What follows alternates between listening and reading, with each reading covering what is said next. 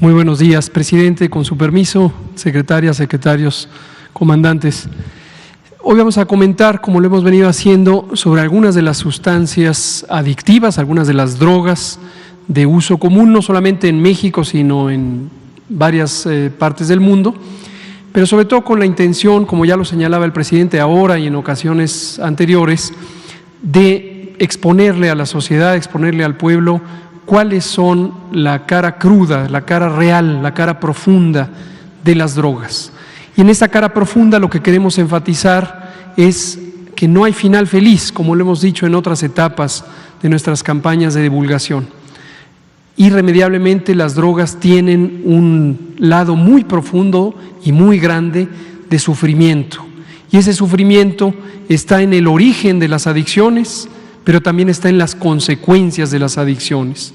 Ese sufrimiento se relaciona con una profunda desigualdad social, una profunda marginación que se fue exacerbando, se fue aumentando a lo largo de los periodos donde el modelo económico, el modelo social era de exclusión, era de concentrar la riqueza y los privilegios en unos cuantos y olvidarse que existían las grandes mayorías que carecen incluso de lo esencial. Hoy vamos a hablar de cocaína y vamos a mostrar algunos testimonios reales e imágenes reales de la devastación social que produce esta droga. Y también vamos a subrayar que la cocaína, al igual que las metanfetaminas, son drogas que por su tipo, por sus efectos en el organismo, por la rápida dependencia y abstinencia, síndrome de abstinencia que causan cuando se carece ya de la droga y se es una persona con la adicción, inducen la violencia, estimulan la violencia desde el grupo familiar o el grupo más cercano hasta el conjunto de la sociedad. Vamos a ver, cocaína. Primero, una definición muy básica. Ya hemos alertado desde el inicio que esta no es una sesión de tipo académica o científica, es una sesión de divulgación. La cocaína podemos identificarla como una sustancia adictiva, muy adictiva, que proviene de la planta de coca y en particular hay algunas sustancias del tipo alcaloide que son las que causan los efectos más directos. Debo aclarar también que el consumo ancestral de hojas de coca no tiene estos efectos. Esto lo digo porque durante varios años, varias décadas, se ha criminalizado a la hoja de coca como si ésta fuera por sí misma la que causa estas alteraciones tanto en el organismo como en la sociedad. Esto no tiene que ver. El consumo de cocaína, el producto purificado, el extracto, es lo que se asocia con los ritmos de la delincuencia y el daño social. El crack es uno de los derivados de la cocaína, una presentación más exactamente que se forma con la imagen, con el aspecto de una piedra y que es la forma de distribución más convencional en, desde luego, los mercados ilegales de este producto. La siguiente. Debo decir también que la cocaína hoy día no tiene un uso médico, no es parte de la terapéutica médica. En la Ley General de Salud Mexicana, al igual que en otras legislaciones de otros países y también en el Convenio Internacional sobre Estupefacientes, se le considera un producto de no uso médico, fuera del uso médico, y en cambio un producto adictivo de uso ilegal. Algunos nombres que tiene de manera común en la calle: piedra, cebollitas, crack, perico, blancanieve, doña blanca, caspa del diablo, grapas, líneas, rayas, puntos. Y se presenta así como un polvo que en la siguiente imagen vemos algunos de sus formas de administración, de uso, de consumo más comunes. En forma aspirada a través de la nariz, en forma fumada también en distintos dispositivos como pueden ser pipas artesanales y otros. Su aplicación directa del polvo blanco en las encías y también inyectada, diluida con distintas otras sustancias, inyectada directamente en las venas. La siguiente. El uso continuo, por supuesto, tiene graves consecuencias, causa grandes estragos en la salud de las personas. Algunos de los elementos que podemos resaltar están aquí. Cuando se usa aspirada se pierde el olfato, puede ser de manera irreversible, causa sangrado de la nariz, un goteo frecuente y problemas para deglutir, problemas para tragar los alimentos o el agua. En forma ingerida puede causar un deterioro grave, incluso una emergencia del aparato gastrointestinal, del intestino, puede causar necrosis y requerir una cirugía urgente o sencillamente una alteración de largo plazo que cause diarreas y alteraciones de la digestión. En forma fumada causa tos, estimula el asma, provoca dificultad respiratoria y desde luego puede aumentar el riesgo de neumonías y con ello causar la muerte también de manera indirecta. Finalmente, en forma intravenosa aumenta grandemente el riesgo de que con las jeringas que se distribuyen entre personas usuarias se puedan dispersar infecciones como el virus de la inmunodeficiencia humana, el VIH, la hepatitis C, también infecciones bacterianas que pueden causar endocarditis, septicemia y nuevamente la muerte de manera indirecta.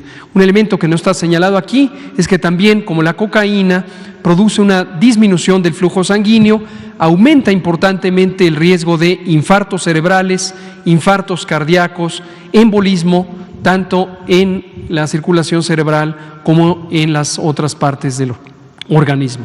La siguiente. En general, y esto es lo que queremos destacar, la cocaína causa un problema de dificultad de relacionamiento incontrolable. La persona que es adicta tiene tal avidez, tal necesidad de utilizar la droga que puede estar involucrada en el crimen sencillamente por el deseo de consumir la droga, de encontrar la droga. Pero también un asunto importante es que en los modelos de reclutamiento del crimen organizado se estimula esta idea que ya mencionaba al inicio de la conferencia el presidente, de lujo, de una aspiración a una vida mejor, un posible desarrollo. Y esto es una falsedad, porque la enorme cantidad de personas que trabajan en cierta manera forzadas en el proceso del crimen organizado para producir, distribuir o vender esta droga, se encuentran explotadas y forman parte de los grandes grupos de la población que están marginados y se marginan más y se deterioran más cuando se involucran con estos productos. Ni se diga el rendimiento escolar, obviamente altera la capacidad de mantener la atención y la conducción del pensamiento y suele causar deserción escolar y bajo rendimiento. Y se rompen los lazos familiares o los lazos de amistad. Ya decíamos, la cocaína causa una excitación de la persona y una especie de despersonalización que le impide tener lazos afectivos significativos por periodos largos. Empieza a volverse centrada en sí misma, individualista y puede incluso empezar, la siguiente, a generar violencia de manera directa. Algunos elementos de riesgo para empezar la adicción o para involucrarse en estos circuitos de la adicción es la exposición a armas o entornos de armas de fuego en el seno familiar, en el seno comunitario, un hogar con violencia, violencia de género, violencia intrafamiliar. El exponerse a la violencia induce también una sensación de ansiedad o que puede derivar en la fuga y en querer buscar tranquilidad en el consumo de drogas. Desde luego, el excesivo consumo de alcohol en el seno familiar o en el seno social aumenta también el riesgo de consumo de cocaína, como lo mencionamos para el caso de las metanfetaminas. Y un asunto importantísimo es relacionarse con personas, con amistades que consumen cocaína. Es una fuente de estímulo para inducir la adicción. Esto puede reducir hasta en 6 años la edad de inicio del consumo de estas drogas. Por lo contrario, tenemos factores de protección cuando existe una vigilancia empática, estrecha, amistosa, cariñosa, afectiva para las personas jóvenes, en particular en la edad más sensible, que es a la salida de la niñez y a la entrada a la adolescencia, en la pubertad, de los 12 a los 14 años. Y el vínculo cercano con las personas más significativas en la familia, madre o padre cuando están presentes o existentes, y cuando no, abuelas, abuelos, tíos y otras relaciones familiares cercanas. La siguiente, por favor. Veamos ahora estos testimoniales, insisto, son reales, sobre cómo se presenta de manera cruda en las personas que viven este infierno de la adicción, de la segregación y de la despersonalización, la adicción. Las imágenes también son reales. La siguiente, por favor. Por ejemplo, este testimonio, se le pregunta, ¿cuál es tu vida de hoy? Y la respuesta es, mi trabajo es fumar crack.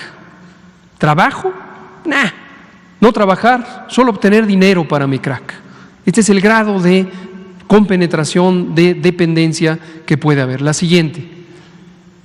Otro testimonio. Dejé la casa para no hacerla sufrir, para no robarle a mi mamá y a mis hermanos.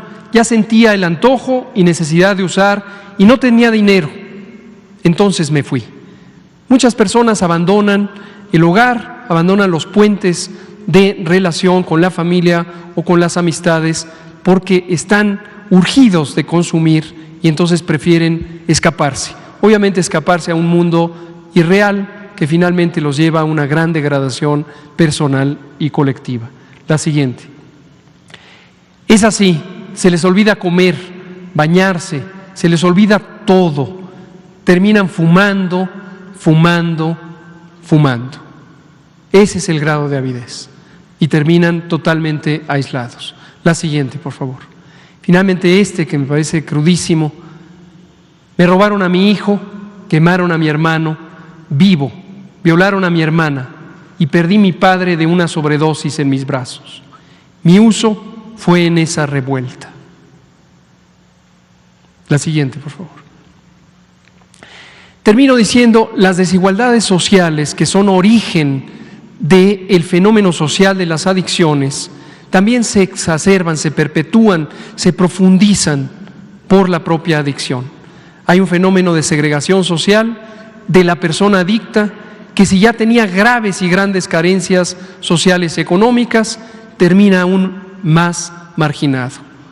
Y esto lleva a un círculo, a una espiral sin fondo que obviamente termina en un desastre.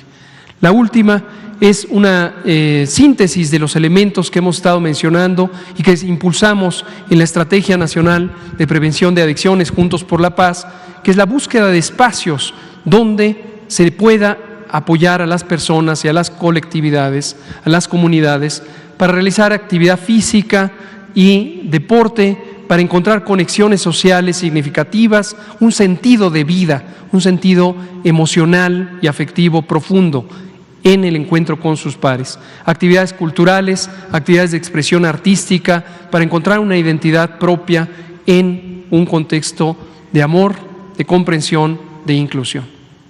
Gracias, presidente.